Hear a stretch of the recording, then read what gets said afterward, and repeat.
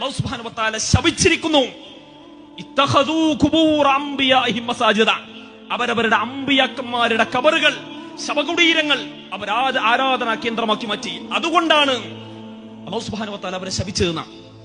ആ ശാപത്തിന്റെ പണിയെടുക്കുന്ന, ആ പണിയിലേക്ക് പാവപ്പെട്ട മുസ്ലിമീങ്ങളെ ക്ഷണിക്കുന്ന, അതിനുവേണ്ടി സമ്പത്ത് ചോദിക്കുന്ന, അത്തരം ഉറൂസുകളിലേക്കും നേർച്ചകളിലേക്കും മുസ്ലിം ഉമ്മത്തിനെ ക്ഷണിക്കുന്ന പുരോഹിതന്മാരെ വളരെ ഗൗരവത്തിൽ, പ്രിയമുള്ളവരെ, അവരുടെ കാപട്യത്തെ, അനിസ്ലാമികതയെ തിരിച്ചറിയാനുള്ള ബുദ്ധി പ്രിയമുള്ളവരെ നമുക്കുണ്ടാവണം. ലാ തജ്അൽ ഖബരി വതനൻ യുഅബദ്, അല്ലാഹുവേ എന്റെ ഖബറിനെ നീ ആരാധിക്കപ്പെടുന്ന ഒരു ആരാധനാ കേന്ദ്രമാക്കി മാറ്റലേ.